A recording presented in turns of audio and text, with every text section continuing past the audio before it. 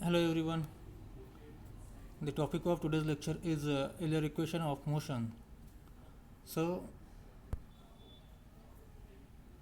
according to the Newton's second law of motion, the net force Fx acting on a fluid element in the direction of x is equal to mass, that is m, of the fluid element multiplied by the acceleration, that is ax, in the direction of x.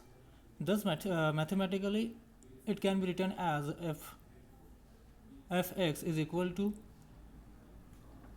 m into ax. In the fluid flow, the following forces are present. Number 1, Fg, that is gravity force. Then Fp, pressure force. Then number 3, Fv, that is force due to viscosity. Then next, number 4, that is Ft, force due to the turbulence. And last is the Fc, is the force due to the compressibility. Thus, in equation number 6.1, the net force, that is Fx is equal to summation of all these forces which are explained above. Then, if the force due to compressibility Fc is negligible, the resulting net force is Fx is equal to Fg in x direction plus Fp in x direction plus Fv and in addition of Ft in direction of x, means total force. And equation of motion are called Reynolds equation of motion, means the above equation can be called as Reynolds equation of motion.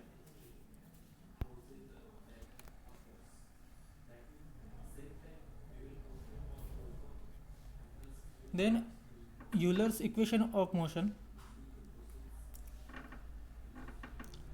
Consider a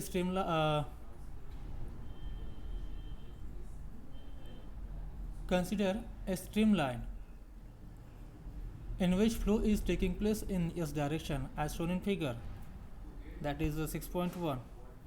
This one.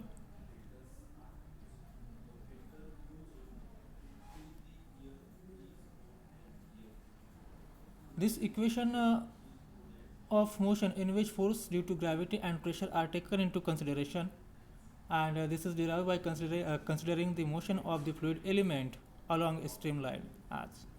So consider a cylindrical element of cross section dA. You can see in the figure number 6.1, and a length ds.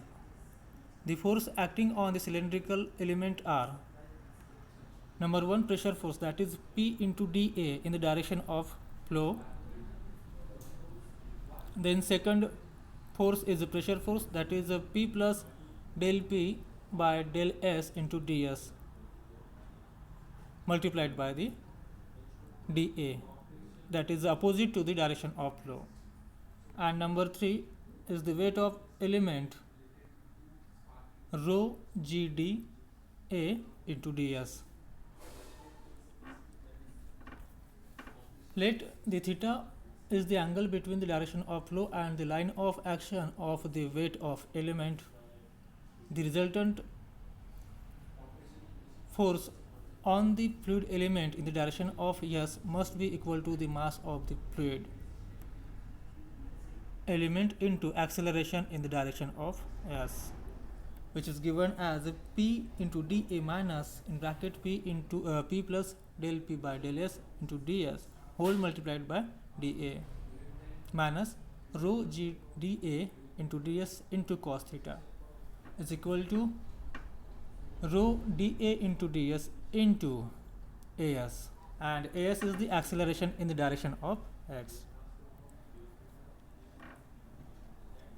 So as is equal to dv by dt, where v is the function of s and t. Then multiply the term as to all these to the row dA into ds. We get the following equation. The value of v is as is dv by dt. Put the value of as in the equation number 6.2. We get the following equation. If the flow is steady, means dv by dt is del v by del t is equal to 0, and then as is equal to v into del v by del s. Then put the value of as in the equation number 6.2 and simplify it. We get the equation which is given as follow. Then dividing this above equation by rho dA, rho ds dA minus del p by rho del s minus g into cos theta is equal to v into del v by del s. So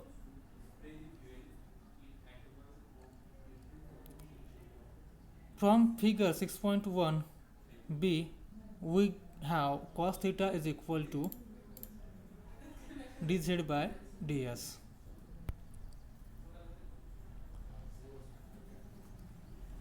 Then we get the final equation, that is the dp by rho plus g into dz plus v into dv is equal to 0, and is the equation number 3. We is known as the Euler equation of motion. So in this video we discuss about the Euler equation of motion, and here is the end of the topic.